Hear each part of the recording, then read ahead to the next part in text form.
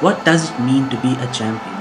In any sport or event, holding a title does mean you are the best, and that there is honor in your road to victory, even if it's in a vacuum of a single tournament that on the very next day would reset the entire field for everyone to try again. And while pro wrestling is somewhat the same, its champions have the ultimate ability to change the very landscape of their world. Before I arrived, NXT was an underground promotion. Take, for example, in 2017, when Shinsuke Nakamura, a global icon who held the reins over NXT, was challenged by the high handed and arrogant Bobby Roode, who pledged to bring in a new era into NXT by beating Nakamura for the title. A glorious era. It is kinda like bringing a new leader in, not by electing one, but by kicking someone in pseudo fair scenarios. And that is what makes it fascinating, because when it wants, wrestling can bring in real world allegories. Historically, champions in wrestling have been portrayed as gladiators. The turn of century saw a drastic shift to superheroes to ultimately mere humans. The case study I take today is of a mammoth 2-year long title reign of a championship belt worn only by the elite of the elite, and the man in the center who walked that fine line between an epic gladiator and a mortal. I'm not typically a person who has a lot of things to say, but when this channel came around and I found appreciation for my emotion and my work, something that I've never gotten in my years working in films and media, I felt a change. I have an outlet for the stories I want to tell for the first time ever, which is why I feel a nagging taunt every time I open my channel's dashboard and I see essays that I can't publish to the world, no matter how much it itches me to open them up to the public. And that makes me think about the point of this channel. If I can't share my work even on this avenue, how is it any different than any of the stories left unproduced or unfinished from my past, eating dust? And so, with zero fucks about the algorithm or the optics, and a hope to find closure, I bring the bizarre appeal of pro wrestling back from the dead. I wouldn't have if it wasn't for all of you who had showered this video with love and told me about how much it is missed on this channel. So, from the bottom of my heart, thank you for that. And thank you for sticking by. And without further ado, his fourth reign began in the summer of 2016 and ended almost 2 years, during which he dominated the roster and became the symbol for the IWGP Heavyweight Championship itself. He was the archetypal final boss of New Japan Pro Wrestling. But he was also a human, an overachiever, and this is his perspective, his story.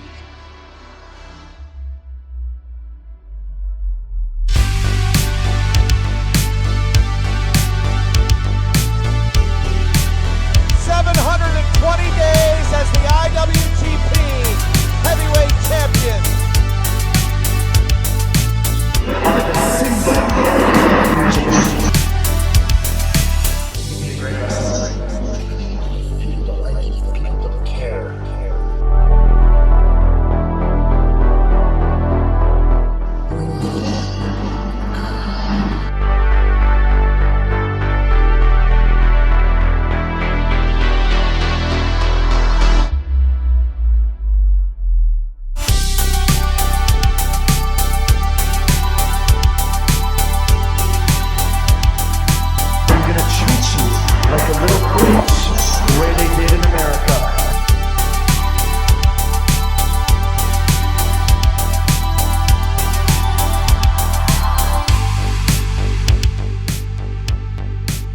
It's the 19th of July 2016 and the show is Dominion, where the final match of the night takes place between the IWGP Heavyweight Champion Tetsuya Naito and the man who wants to reclaim the title back after having lost it to Naito's cheating ways, Kazuchika Okada.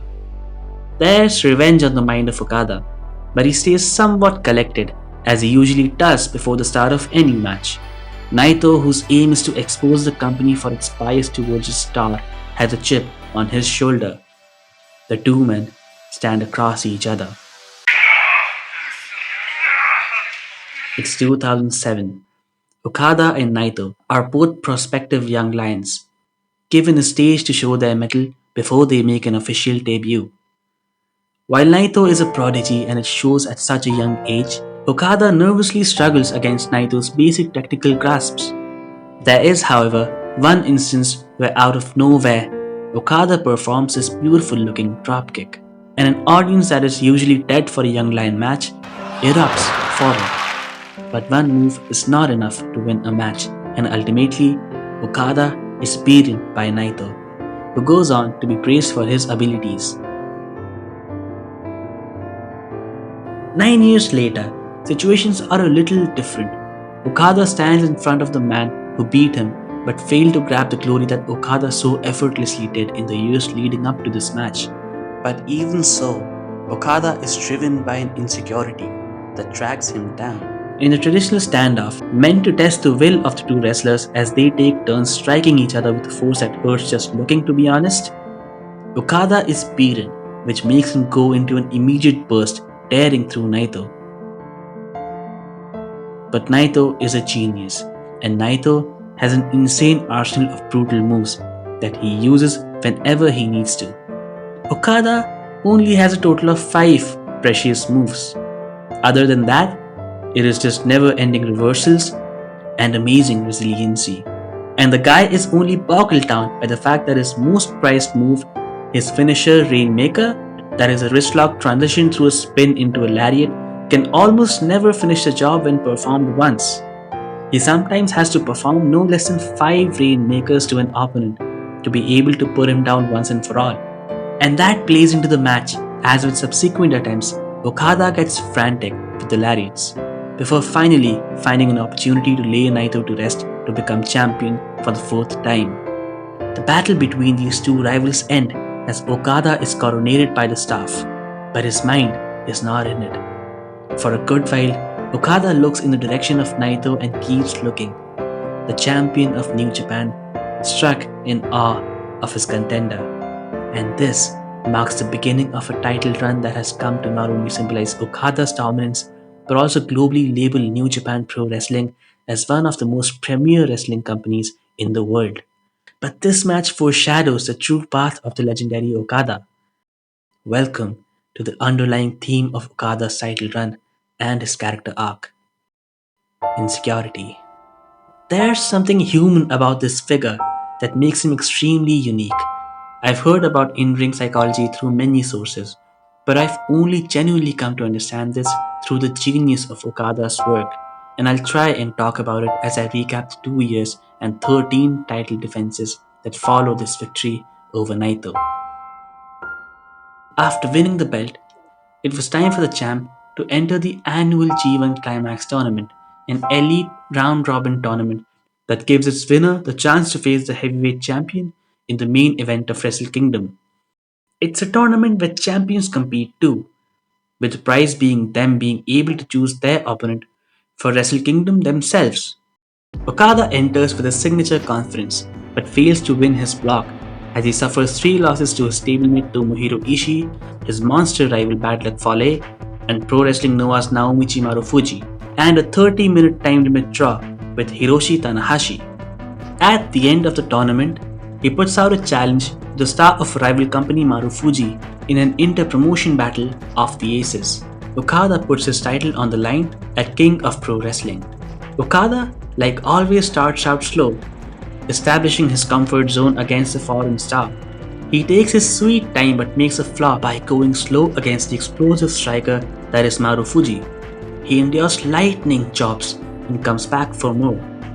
Okada's pain threshold is higher than most. The fight spills outside as Marufuji throws Okada into the stands, but when he tries it again, Okada counters with a flying crossbody over the rails, as what works the first time against Okada rarely works the next. Okada struggles to control the pace against a veteran, but when he feels truly threatened, he explodes with an incredible burst of energy, as he does with a dropkick that wakes the crowd up again.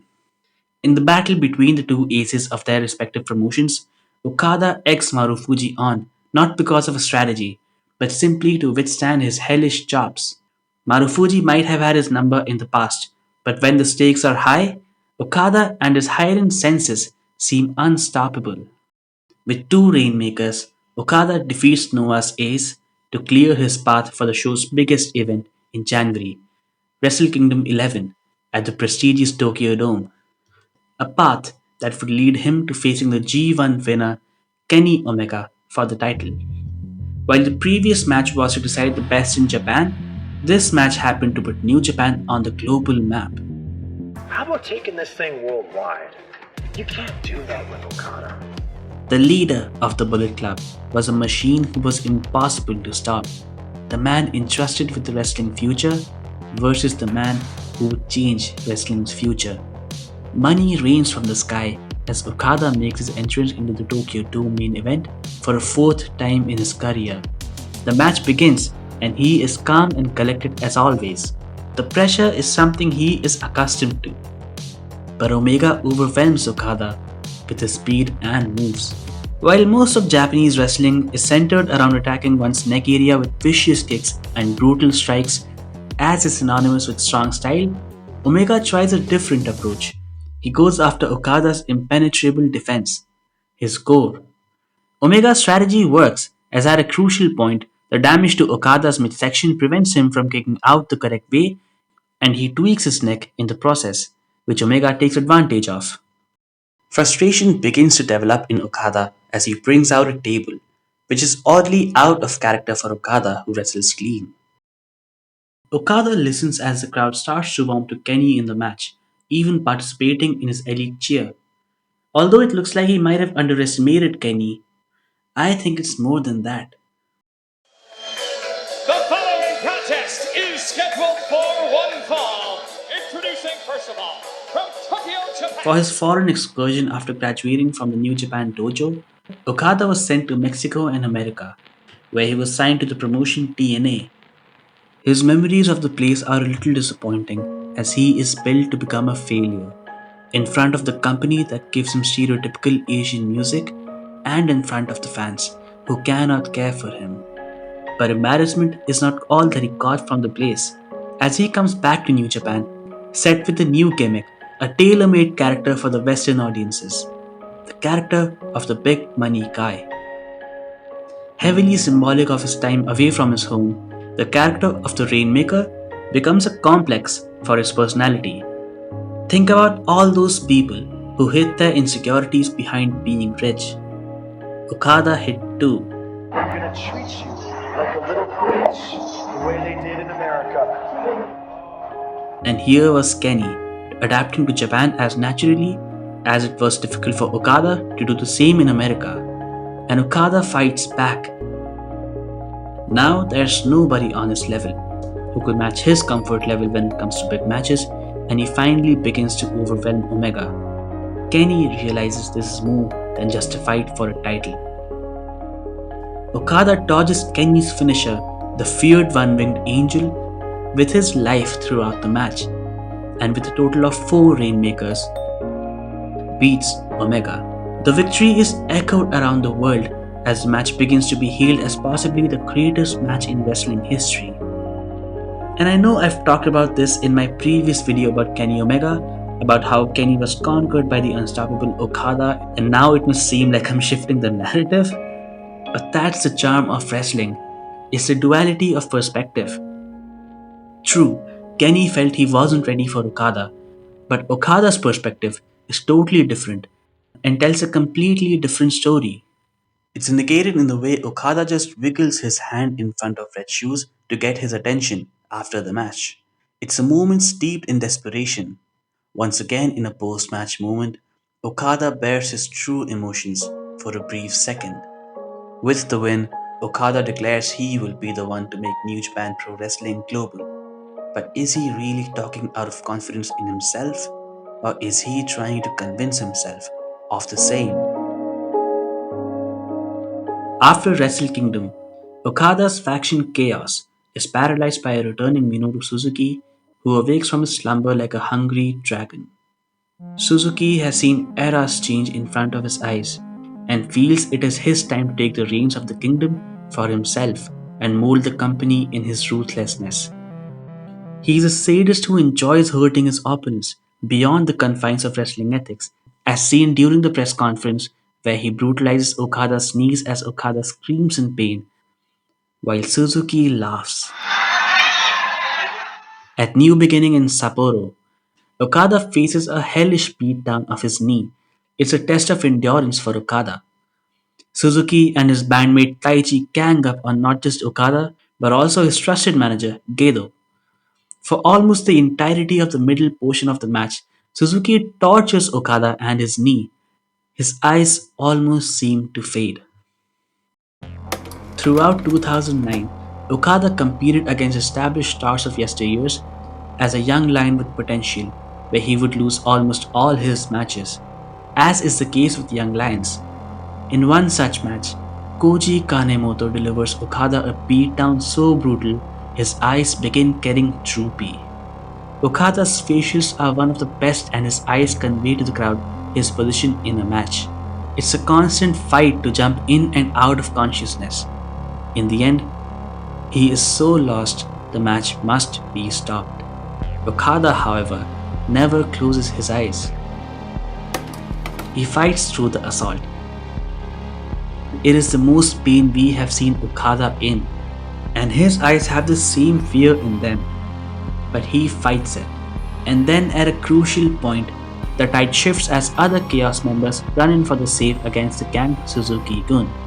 With two Rainmakers and a struggle to maintain wrist control, Okada finally saves his title from the dangerous era of Minoru Suzuki. He conquers pain. And with this victory, it was time to conquer his own past arrogance. The New Japan Cup took place that year, and the winner, Katsuyori Shibata, a respected legend, decided to face Okada at Sakura Genesis. He remembers Okada's dismissive stance towards Shibata a few years back, when Okada said Shibata is not even on his radar. The fight is for honor, and it is between two opposite ideologies. The young and cocky Okada is shown his place early in the match, as Shibata quickly lets him know who's boss. Shibata has full control of him physically and mentally.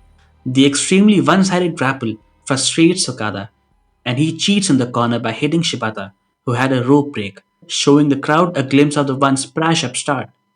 But Shibata retaliates. For once, Okada enters a match where he is not the one with the strongest pain threshold. Shibata's tendencies to stay firm like a brick in the face of assault is scary. But Okada keeps goading him, almost without a strategy, knowing that he could never outdo Shibata in a game of grit. Well, it becomes all the more crucial for Okada. A freshly returned upstart becomes the face of the company and rises to the top with almost no hindrance. Okada assumes the lifestyle of a golden egg as he drives around in a sports car, becomes a brand for advertisers, and makes it rain with money. For someone like Shibata, who dons simple black tights symbolic of tradition and honor, and an anti establishment persona who never sold his soul to the company, Okada is the antithesis of the honor of a fighter. It is this ideology that Okada wants to break through if he wants to be the true ace of New Japan. He keeps egging Shibata on and endures strike after strike, even sitting down for an elbow trade off in what has come to be a staple for a Shibata match. Okada loses all the bouts, but he knows in order to beat Shibata, he has to take the best of Shibata. It's a fight against his own past and a fight to secure his future. And in a brutal test of endurance, Shibata takes two Rainmakers without even falling to the ground. When finally, in a beautiful moment in the final seconds, Okada spins him for a Rainmaker and Shibata instinctively holds out his elbow for a strike before being hit by one final Rainmaker. The moment is a direct callback to a match 3 years ago Shibata had with his classmate and Okada's eventual mentor, Shinsuke Nakamura, symbolizing Okada's true takeover with honor this time.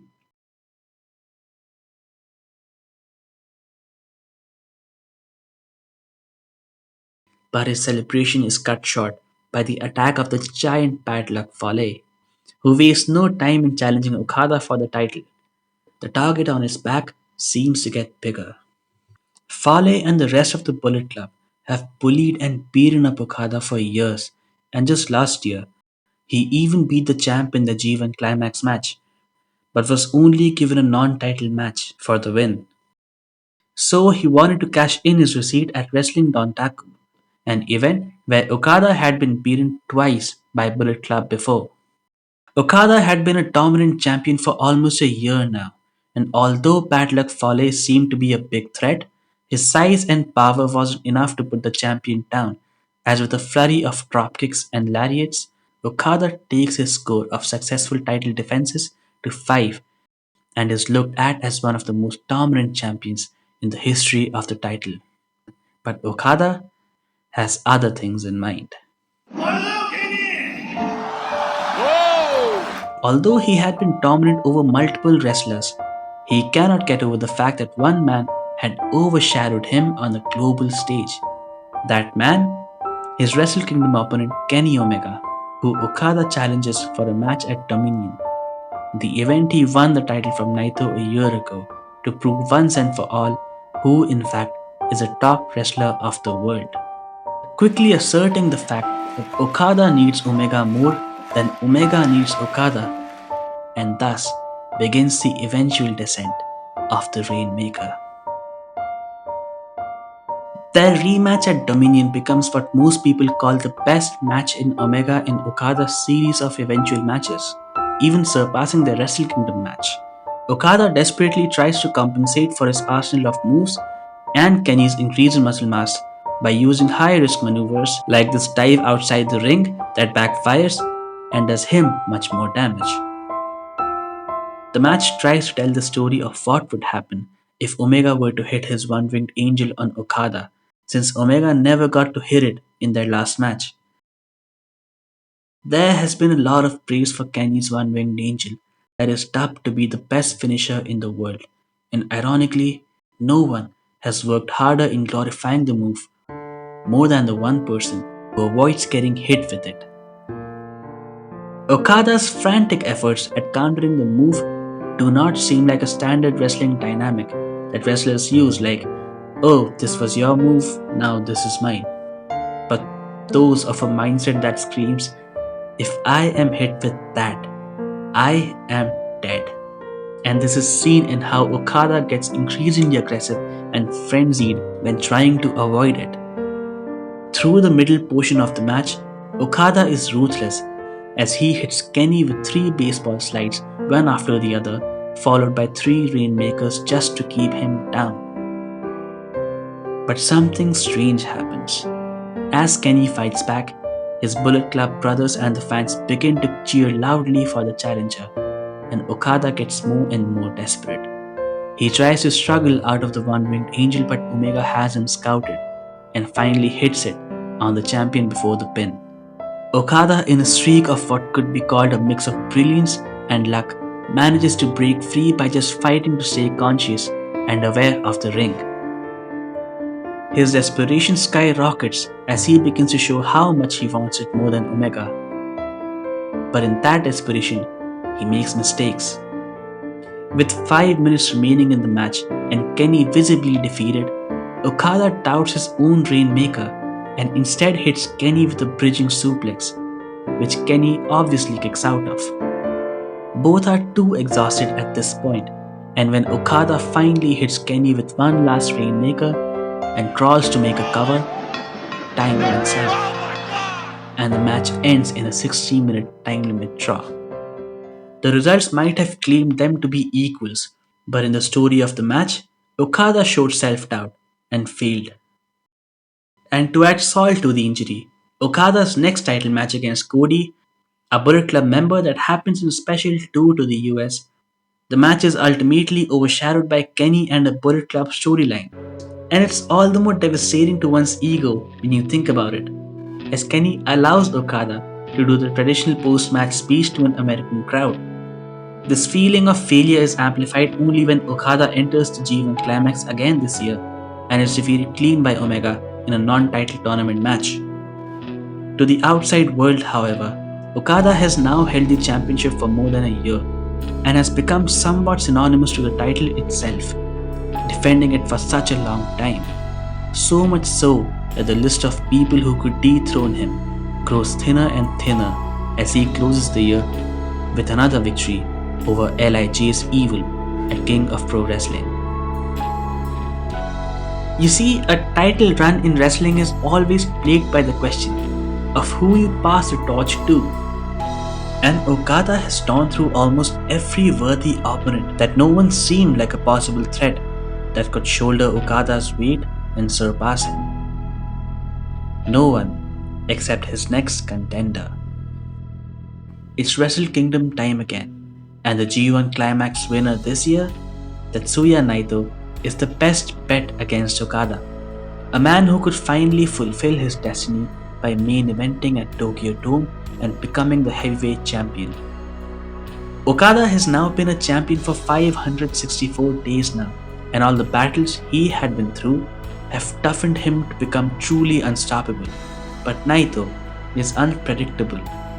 Both of them have an ability to go from a 0 to 100 within a matter of seconds with each other, but we can feel the crowd slipping from the hands of the champion.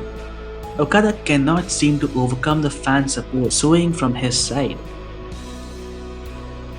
Even the camera shots convey the emotion, as every time Okada goes for a Rainmaker for the first time in a match, the camera zooms out to include the entire arena and the fans. But almost every time, the Rainmaker never works and is countered. In later attempts though, the camera instead zooms in towards Okada, creating a more isolated and anxious feeling as he forgets about the showmanship. It symbolizes the disconnect that Okada has with the people on a deeper level in his character. Sure, they might like the guy on the surface, but they don't love him like they would adore someone like, say, Naito. But Naito's fatal mistake of holding on to the past cost him dearly, as time and again he tries to go for his old Phoenix Splash finisher but fails. Ultimately, Okada proves himself to be the better wrestler, with new additions to his arsenal like the Cobra Clutch that he introduces specifically to counter Naito. It's not just guts and instincts. This time, Okada brought a strategy. He walks out of the big stage as a winner, yet again. With beating Naito, Okada's tally of successful defenses rises to a staggering 9, and his eyes begin to set on beating the record of 11 defenses set by Hiroshi Tanahashi. Over the coming months, he would equal the number by defeating his spiritual equal, the talented but super cold Sanada, who in a different universe probably could be in Okada's spot, and the New Japan Cup winner that year, the British submission master Zack Sabre Jr., who wanted to bring back the glory days of technical wrestling like Billy Robinson by becoming the heavyweight champion. Although Okada breaks numerous records on his path, there is, however, one goal still on his mind at this stage. The goal is to break the record for most successful defenses of the title by defeating the person who held it previously, the beloved ace Hiroshi Tanahashi.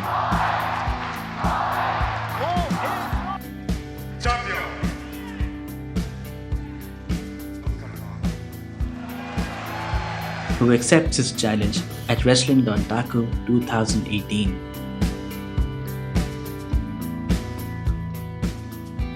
Tanahashi enters the arena, embracing the warmth of a passionate crowd, while Okada heads onto the ring with a narrow gaze, like watching his target. The bell rings, and the match begins. It is 2012.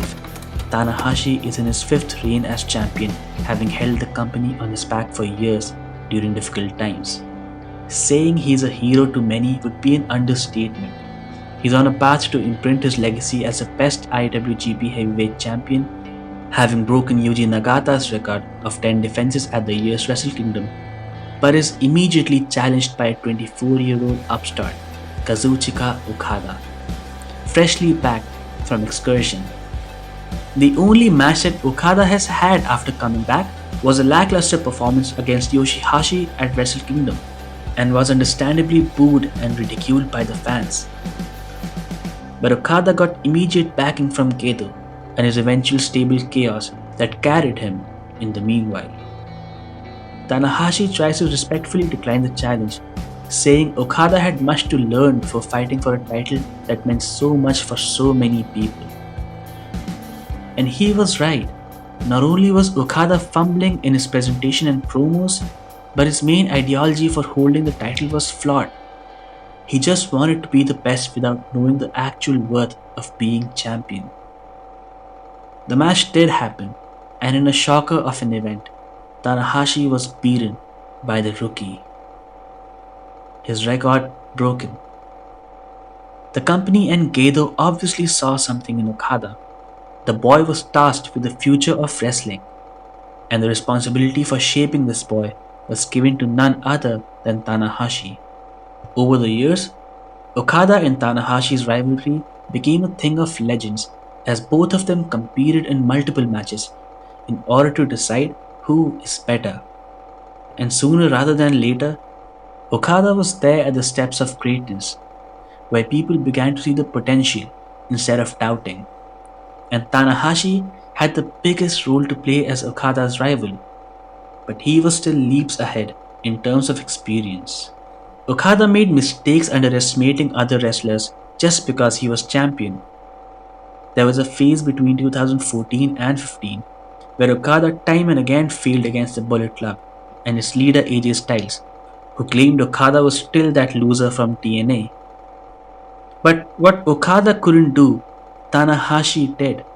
Although Tanahashi had been aging at this point and well past his prime, he was still adored by the people, even though the title of Ace rested with Okada.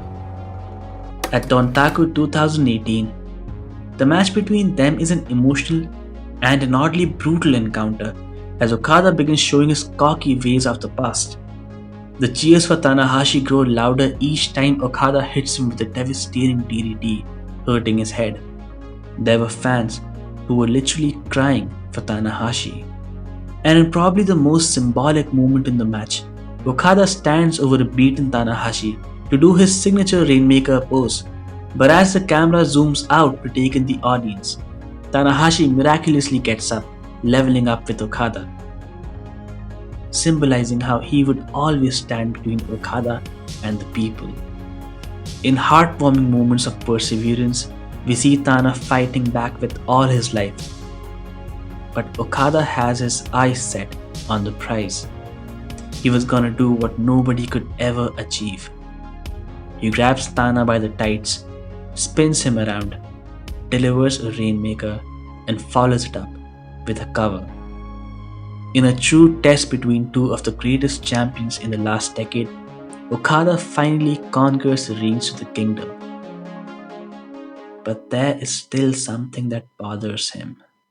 He counts all the people on the path to his 12 victories and stops at the one blemish in his perfect resume.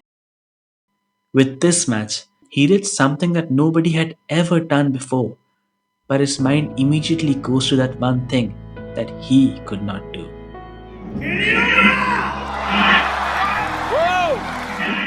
In a move that even Gedo had his doubts over, Okada calls out Kenny to challenge him to a match with no time limits this time. A 2 out of 3 falls match is set for the upcoming Dominion event. This time, the situation is a little different, with Omega having reunited with his best friend Kota Ibushi, feels complete and ready for Okada. Appropriate to the segmented setting of the match, divided into 3 bits, we see 3 different versions of Okada. First is the cool and calculated one that always begins the match. Big match settings are his domain, and he doesn't get nervous.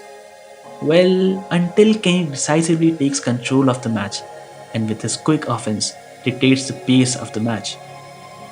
Okada here now has to move at Kenny's pace and wrestle his style, which we've established Okada does on a regular basis, but this time he gets annoyed. Every time Omega attempts a one-winged angel, Okada gets increasingly flustered and immediately goes for a Rainmaker, which becomes predictable as Kenny begins to scout him, but a brutal-looking fall hurts Omega in the ribs and is unable to kick out of a roll-up cover. And with this enters his second version of Okada, the extremely overconfident and cocky Okada. He begins to slow it down and toys with his opponent, pandering to the crowd and visibly shouting at the ring staff. This Okada controls the middle portion of the match until fatigue kicks in and Kenny humbles him with his reversals and tenacity. And then it happens. Kenny finally hits him with a one-winged angel and pins him clean for the second fall. Okada's eyes never close. He lies there and it seems like he is conscious but has almost checked out. He stays like that for the next 2 minutes during the pinfall break. Even Gedo tries to revive Okada, but to no avail. This was where the third version of Okada shows up, the wounded ace. Here, he has practically been defeated. As the bell rings, Omega goes for the kill. The last bit of the match is Okada being heavily flustered with almost no method to what he does. Omega has chopped at him piece by piece to a point he cannot even muster enough energy to hit a tombstone or even a Rainmaker. When he does hit it, he cannot make a cover. While his arsenal is reduced by a punch because of fatigue, Kenny delivers a styles clash and one more imperfect one-winged angel as he doesn't get to the correct position. But it's enough to break the champion's will, as one final one-winged angel later, Okada finally is put down. His 720 days as champion are finally history. In a marvelous streak of storytelling, during his coronation as champion, Omega shoves the title aside to hug his best friends, already symbolizing the kind of era he's going to lead the company to, finally putting Okada's era to rest with this one subtle and simple move. Okada's reign does end here, but the effects of this title run on him as a character take a heavy toll. Title runs could mean a lot of different things to a lot of different people. Essentially, when done right, they tell the story of change, like a beloved babyface that cheats just to stay at the top, losing his morals in the process. Okada's 720 days reign as champion is fascinating, and that is because it tells a very subtle and very human story of an overachiever who loses the plot. An overachiever who is insecure, mind you. These are the type of people who, owing to the inferiority complex, try to compensate for their lackings by acting in ways that make them appear superior. And once an insecure overachiever achieves a goal, he tends to discount it quickly and set the goal even higher. And that is what Okada does time and time again. He never wasted time thinking about the multiple records he broke. He just kept thinking about the next thing on the list, and it keeps eating at him. And that is how he lost to Kenny. But for an insecure person like Okada, the key often lies in the past. His time as a young boy on excursion was bad, worse than other young lions who went away and performed well. So when Okada comes back to New Japan, a company that is slowly becoming the gold standard in wrestling, and it tells him he's gonna be working for them in such a spot, it felt great. And it always feels great until they start worrying about what will happen if they don't live up to expectations. It is why Okada takes losses so hard. And his personality is effectively portrayed in the kinds of matches he wrestles. They always have a pattern of starting out slow and then building momentum until Okada reaches points where he bursts with energy. And those moments always come at times when he feels the most vulnerable and outperformed. The bursts of energy where he performs dropkicks and masterfully reverses every move into a tombstone or a rainmaker is just a result of his deep-rooted complex, his defense mechanism, working to tell him he is the best. Almost all his contenders in the title run had shown they were better than Okada in some factor or the other, and they pinched Okada at it, touching this nerve. He is not as gifted as Naito, nor is he a better striker than Marufuji. His palms do not hit as hard as Shibata or Suzuki, and his athletics are not better than Omega. He is also not as loved and experienced as Tanahashi, and Okada takes in everything they have to offer, even playing their game, and builds up endurance. Now, don't get me wrong, Okada is objectively an elite performer, arguably the best wrestler in the world today, as many would have it.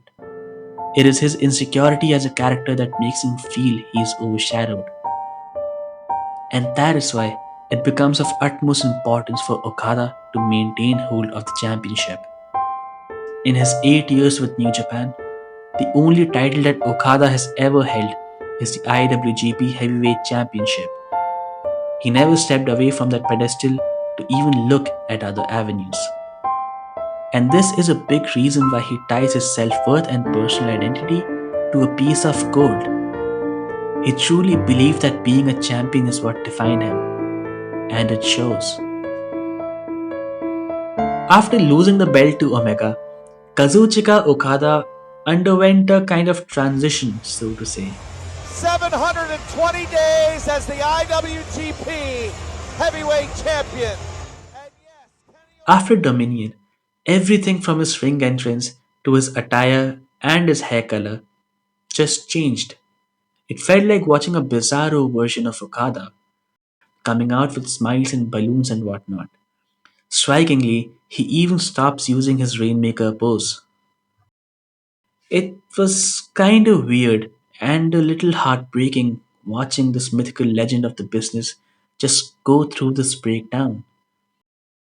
While it was initially assumed that Okada was just letting off steam and that he was relieved of the pressures of having been the Rainmaker, it wasn't hard to notice how the loss of his title sent him down this deranged path. 風船禁止だって。Without my balloons, どうしたらいいの？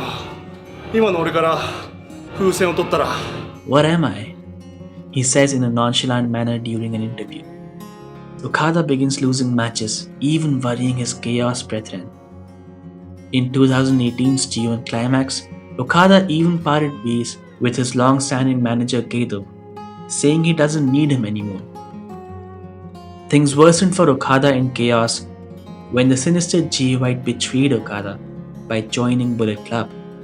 But that wasn't the worst, as in a wretched display, Gedo turns his back on Okada.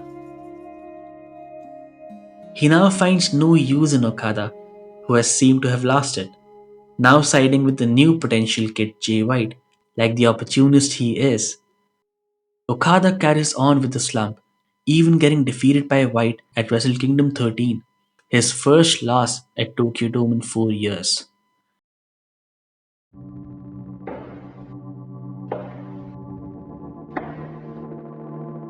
But Okada eventually finds his thunder back, winning the New Japan Cup and going on to face White, who defeated Tanahashi to become IWGP champion himself. He beats Jay White to climb back to the top of the mountain, and he does it out of his home turf in America, finally proving his dominance across the Pacific, a place that gave him some pretty rough memories. But this is not about this title reign. It's about his previous one and the after effects of that title run on Okada.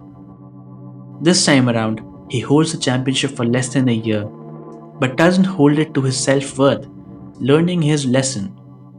At Wrestle Kingdom 14 this year, he loses the title back to Naito finally, but this time, instead of feeling worthless or beat up, he raises his fist in honor of his rival, who fulfills his destiny. And Okada gladly slips into the background, enjoying the finer things in life. And just like that, the world's most dominant champion comes of age. The story that the title run explored was that of a negative character arc, where a character works towards achieving a goal but is driven by a lie which leads to self-destruction. The goal for Okada was just trying to be the best, and the lie that he believed was that he could do so by binding onto the IWGP Heavyweight Championship instead of finding the true purpose of being champion. And that is crazy to me. It blows my mind sometimes how wrestling works, how intricate something like a title run can be if the people working behind it are passionate enough. And I would love to bring you more stories like this. All I ask is for some moral support. Please subscribe to my channel and comment here what do you like about, well, wrestling. Do consider visiting my Twitter so we could talk more. My handle is codenameDave. I'll put it in the description. But before ending this video, I would like to remind you of three things. 1. You're amazing for reaching the end. 2. Wrestling is and always will be bizarre. And 3. Well, 特にありません。